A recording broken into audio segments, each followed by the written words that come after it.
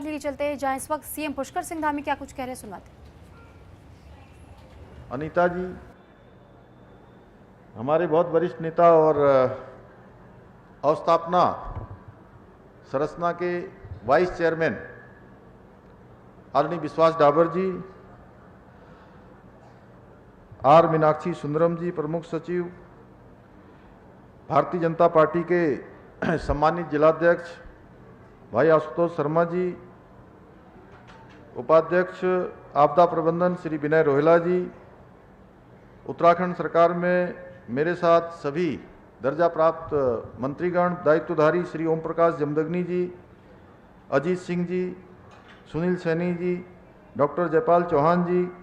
नितिन गौतम जी, श्री श्यामवीर सैनी जी, श्री शोभाराम प्रजापति जी और हमारे मित्र गंगा सभा के महामंत्री श्री तन्मय वशिष्ठ जी, श्री देशराज कर्णवाल जी, मेलाधिकारी सोनिका जी, जिलाधिकारी श्री मयूर जी और वरिष्ठ पुलिस अधीक्षक श्री रमनीत भुल्लर जी और सभी आए हुए यहाँ पर, सभी हमारे पदाधिकारीगण, सभी अन्य महानुभाव, कोई छूटा तो नहीं ना? हाँ, हमारे साथी पूर्व विधायक भाई संजय गुप्ता जी और सामने बैठे हुए सभी हमारे पदाधिकारीगण, विभिन्न विभागों के आए हुए सभी अधिकारीगण, एचओडी श्री पांडे जी और सभी यहाँ उपस्थित भाइयों एवं बहनों, हमारे नौजवान युवा साथियों, मीडिया के सभी मित्र, मैं आप सभी का आज इस विशेष अवसर पर आध्यात्मिक और गंगा की नगरी मैं आज इस विशेष अवसर पर, जहां आज 168 करोड़ से अधिक की 3 योजनाओं के लोकार्पण और शिलान्यास के अवसर पर आप सभी का हृदय से स्वागत करता हूं, आप सबका अभिनंदन करता हूं और आप सबके बीच में यहां आना हमेशा मेरे लिए अत्यंत ही गौरव का क्षण होता है। आज विशेष रूप से जब हम आगामी कुंभ की भी तैयारी करेंगे और आने वाले समय में हमारा कांवड़ मेला भी जल्दी ही आने वाला है और आज का अवसर इसलिए भी अत्यंत महत्वपूर्ण है क्योंकि हम मां गंगा की असीम कृपा, संतजनों के आशीर्वाद से, यहाँ के सभी आमजनों के सहयोग से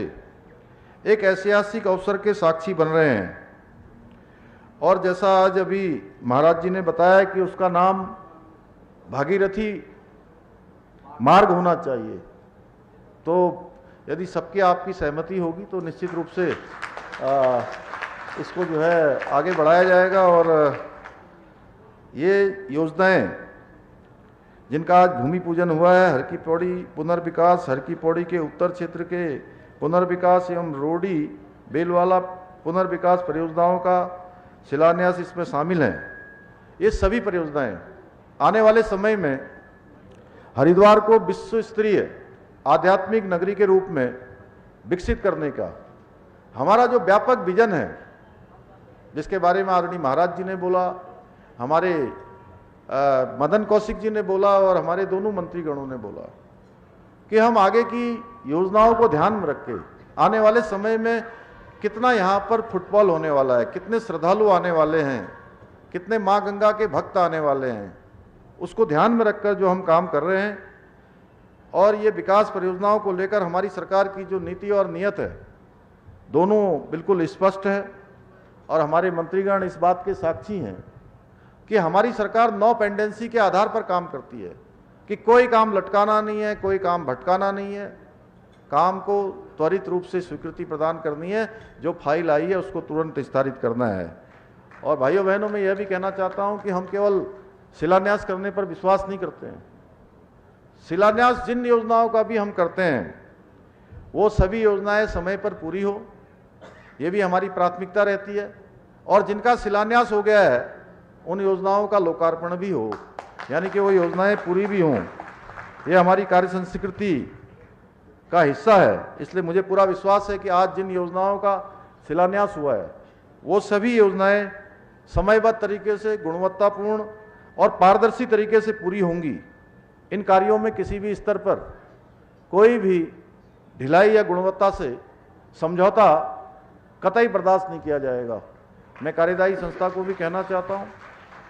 और जो इसमें काम करने वाले ठेकेदार बंधु होंगे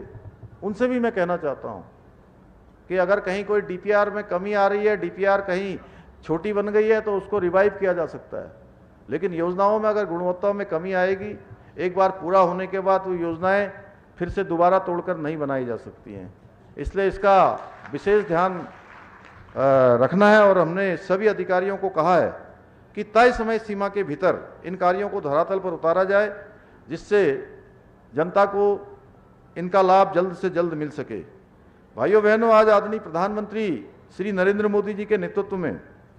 आज भारत अपनी सांस्कृतिक विरासत के संरक्षण, संवर्धन और पुनर्जागरण की दिशा में अभूतपूर्व गति से आगे बढ़ रहा है और आज पूरे देश में हमारी आध्यात्मिक विरासत को आधुनिक सुविधाओं के साथ जोड़ने का कार्य बहुत तेजी से हो रहा है। और इसी क्रम में हरिद्वार ऋषिकेश गंगा कॉरिडोर के अलावा Kedarkhand Mala mission, Manaskhand Mala mission, Sharda corridor, Golju corridor, Vivekananda corridor और देहरादून के विकास नगर में श्री कृष्ण तीर्थ, जमुना तीर्थ को भी डेवलप किया जा रहा है, उसका काम भी तेजी से चल रहा है। ऐसी अनेक महत्वाकांक्षी परियोजनाओं पर तेजी से कार्य चल रहा है, क्योंकि हमारा कार्य केवल मंदिरों का सौंदर्यीकरण करना नहीं, बल्कि पूरे देश और दुनिया से जो श्रद्धालु आ रहे हैं, जो तीर्थयात्री आ रहे हैं, भक्तगण आ रहे हैं, उनको सुविधाएं प्रदान करना और उसके साथ साथ हमारे स्थानीय लोगों को रोजगार मिले, स्वरोजगार मिले, उनका व्यापार तीव्र गति से आगे बढ़े, यह भी हमारा प्रयास है। क्योंकि पर्यटन केवल यात्रियों की संख्या बढ़ाने का माध्यम नहीं होता है, बल्कि ये स्थानीय अर्थव्यवस्था को मजबूत करने का भी एक प्रभावी साधन भी होता है। जब यहाँ बड़ी संख्या में श्रद्धालु आते हैं तो उसका लाभ हमारे होटल संचालकों को होता है, व्यवसायियों को होता है, व्यापारियों को होता है, छोटे दुकानदारों को, हस्तशिल्पकारों को और स्थानीय उत्पादकों के साथ साथ हजारों लोगों का इसका लाभ प्रत्यक्ष या अप्रत्यक्ष रूप से उनको मिलता है। इसलिए हमारी सरकार हरिद्वार के केवल एक हिस्से का नहीं, बल्कि इसके सर्वांगीण विकास के लिए निरंतर कार्य कर रही है, क्योंकि हरिद्वार करोड़ों लोगों की आस्था का केंद्र है, भारतीय संस्कृति की जीवंत पहचान और सनातन सभ्यता का आधुनिक द्वार कोई है तो ये मां गंगा का ये स्थान हरिद्वार है। ये वो भूमि है जहां श्रद्धा और संस्कृति का अद्भुत संगम दिखाई देता है। यहां आने वाला प्रत्येक श्रद्धालु यहां केवल दर्शन करने नहीं, बल्कि वह आत्मिक शांति के लिए, आध्यात्मिक शांति के लिए और भारतीय संस्कृति का दिव्य अनुभव यहां से लेकर लौटता है और अपने साथ एक नई ऊर्जा लेकर यहां से जाता है। भाइयों बहनों, इस वर्ष कुंभ का ऐतिहासिक आयोजन भी यहां होना है और ये कुंभ केवल एक मेला नहीं है, बल्कि हमारी आस्था का महासागर है। ये भारत की सांस्कृतिक एकता का महापर्व है। आप सभी को पता होगा कि 2021 में जो हमारा कुंभ यहाँ पर हुआ था, उस दौरान महामारी आने से बहुत सारे लोग जो स्नान करना चाहते थे, माँ गंगा का आशीर्वाद लेना चाहते थे, हमारे पवित्र स्थानों पर जाकर वहाँ पर पूजा अर्चना करना चाहते थे, वो नहीं कर पाए। इसलिए ऐसे लोग जो छूट गए हैं, जो नहीं आ पाए हैं, वो पुनः आएंगे। इसलिए हमने ये पहले दिन से प्रयास किया है कि इस बार का हमारा होने वाला जो कुंभ का मेला है वो बहुत अच्छा हो, बहुत सुव्यवस्थित हो, सबके लिए सुरक्षित हो, सुगम हो और सभी व्यवस्थाएं उसमें समय के अनुसार पूरी हों। इसलिए हम काम कर रहे हैं और आज ये योजनाएं जो जिनका शिलान्यास हुआ है, ये सब उसी की तैयारियों का एक हिस्सा है। और कुंभ को देखते हुए हरिद्वार में नए घाटों का, पुलों का, संपर्क प्रमुख मार्गों का चौड़ीकरण, सुदृढ़ीकरण, यातायात व्यवस्था को आधुनिक बनाने का कार्य भी तेजी से किया जा रहा है। इसी क्रम में मुझे बताया गया कि भादुराबाद सिटकुल से शिवालिक नगर तक प्रमुख मार्ग का चौड़ीकरण, ज्वालापुर शिवालिक नगर के बीच रोह नदी पर नए पुल का निर्माण, पतंजलि योगपुर से फेरूपुर तक महत्वपूर्ण संपर्क मार्ग के चौड़ीकरण एवं सुदृढ़ीकरण के कार्य तेजी से किए जा रहे हैं। इन सभी परियोजनाओं का उद्देश्य कुंभ के दौरान करोड़ों श्रद्धालुओं को यात्रा को सुरक्षित, सुगम और सुविधाजनक बनाना है। लेकिन भाइयों बहनों, हमारी सरकार का प्रयास है कि हरिद्वार आस्था के केंद्र के साथ साथ शिक्षा, स्वास्थ्य, पर्यटन और आधुनिक सुविधाओं और रोजगार के क्षेत्र में भी देश के अग्रणी नगरों में शामिल हो। इसी सोच के साथ आज हरिद्वार में निर्मित हो रहे मेडिकल कॉलेज अपने अंतिम चरण में पहुंच चुका है, जिसमें अब सप्ताह के 6 दिन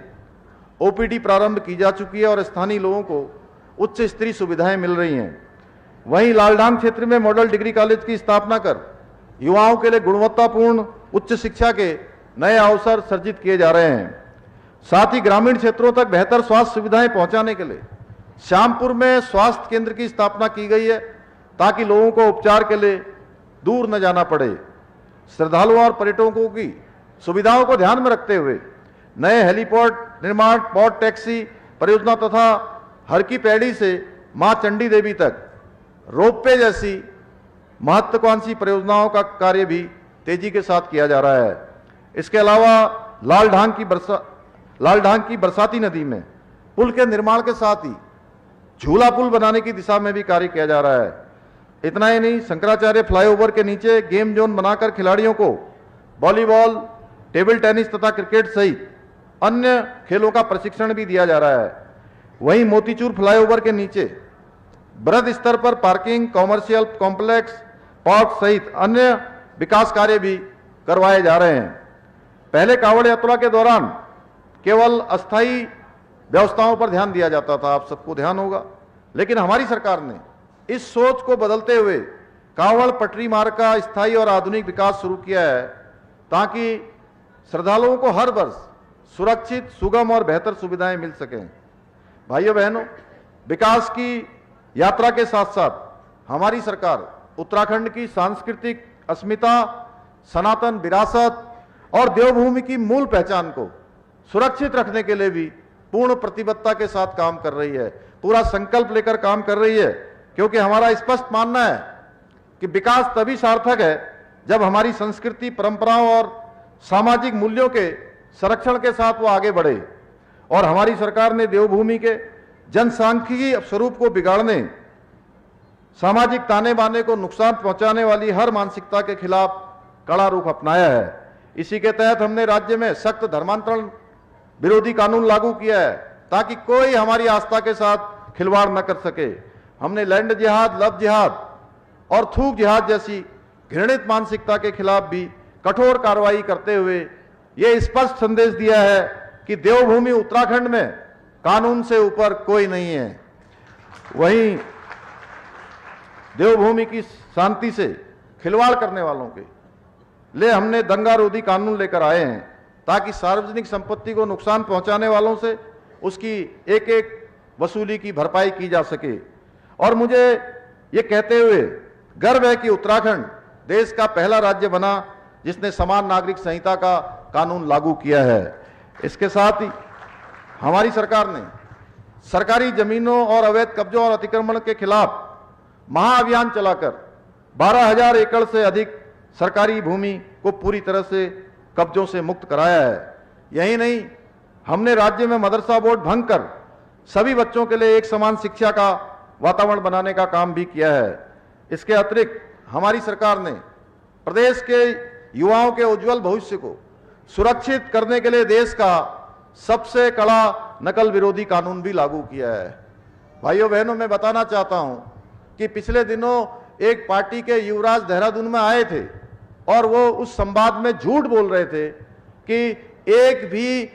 नकल के मामले में कोई जेल नहीं गया। मैं बताना चाहता हूं कि हमारे उत्तराखंड राज्य के अंदर हमने 100 से अधिक नकल माफियाओं को जेल की सलाखों के पीछे भेजने का काम किया है।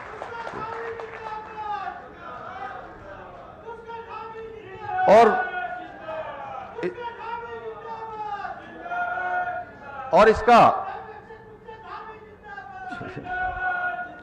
इसका सीधा परिणाम आज आप सबके सामने है कि 34,000 से अधिक युवाओं को सरकारी नौकरी मिली है और बिना किसी सिफारिश, बिना किसी भेदभाव और पूरी पारदर्शिता के साथ, बिना पर्ची और बिना खर्ची के मिली है। भाइयों बहनों, एक में भी कोई ऐसा मामला कभी सुनने में नहीं आया है। वहीं भ्रष्टाचार को लेकर हमारी नीति हमेशा से जीरो टॉलरेंस की रही है। हमने भ्रष्टाचार पर केवल बात नहीं की है, बल्कि इसे जड़ से मिटाने के लिए बड़े से बड़े रसूखदारों को भी सलाखों के पीछे भेजने का काम किया है। हरिद्वार के आप मेरे सभी भाई बहन इस बात के साक्षी हैं कि यहां जो भी अधिकारी भ्रष्टाचार में लिप्त पाए गए, हमारी सरकार ने उनके खिलाफ सख्त से सख्त कार्रवाई सुनिश्चित की है। भाइयों बहनों, हमने वो हर फैसला लिया है जो राज्य के हित में है, जो यहां की जनता के हित में है। इसलिए हमारा स्पष्ट मानना है, अगर देवभूमि की आस्था और महान संस्कृति पर कोई भी आंख उठाने या साजिश करने का दुस्साहस करेगा तो उसके विरुद्ध कानून के अनुसार कठोरतम कार्रवाई की जाएगी। हमने ये पूरी तरह से साफ कर दिया है कि हमारा अब ये नया उत्तराखंड तुष्टीकरण और वोट बैंक की राजनीति से नहीं, बल्कि न्याय, समानता और संविधान की मूल भावना के आधार पर चलेगा, व्यवस्था के आधार पर चलेगा, कानून के आधार पर चलेगा। भाइयों बहनों, आज के इस अत्यंत शुभ अवसर पर मैं कोई राजनीतिक बात नहीं करना चाहता हूं, लेकिन मैं इतना अवश्य कहना चाहूंगा कि आज विपक्ष में बैठे हुए कुछ लोग जिनकी राजनीति केवल तुष्टीकरण और नकारात्मक पर तरफ टिकी है, वे इन ऐतिहासिक विकास कार्यों को रोकने पर, उनमें बाधा पहुंचाने की साजिशों में लगे हैं। वे जनता को गुमराह कर उत्तराखंड की प्रगति को रोकना चाहते हैं। लेकिन आज मां गंगा के इस पावन तट पर मैं आप सभी को विश्वास दिलाता हूं कि यह विपक्ष कितनी भी बाधाएं खड़ी कर ले, हम प्रदेश के विकास कार्यों की रफ्तार को रुकने नहीं देंगे, इसको अनवरत रूप से आगे बढ़ाएंगे। विकास का ये रथ अब बिना रुके आगे बढ़ता जाएगा, न रुकेगा, न झुकेगा, न थमेगा, अनवरत रूप से आगे बढ़ेगा। भाइयों बहनों, मुझे पूरा विश्वास है कि हमारी सरकार द्वारा किए जा रहे इन विकास कार्यों को आपका आशीर्वाद, सहयोग इसी प्रकार मिलता रहेगा। हम उत्तराखंड को देश का सर्वश्रेष्ठ राज्य बनाने के अपने विकल्प रहित संकल्प को पूरा करने में अवश्य सफल होंगे। इसी विश्वास के साथ मैं आज यहां इतनी बड़ी संख्या में पधारने के लिए आप सभी का आभार व्यक्त करता हूं और आप सबको बधाई देता हूं कि ये योजनाएं जल्दी से जल्दी आपके आशीर्वाद से पूर्ण हो और सभी लोगों के लिए जो है एक सरलता, सुगमता और उनके सबके कल्याण के लिए ये बने, अच्छी बने। इन्हीं बातों को कहते हुए मैं अपनी बात को समाप्त करता हूं। बहुत बहुत धन्यवाद।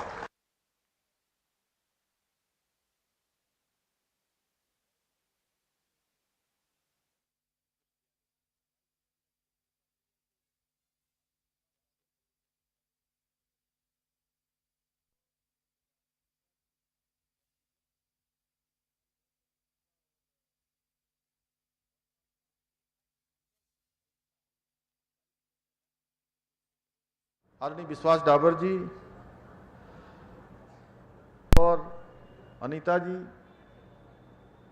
हमारे बहुत वरिष्ठ नेता और अवस्थापना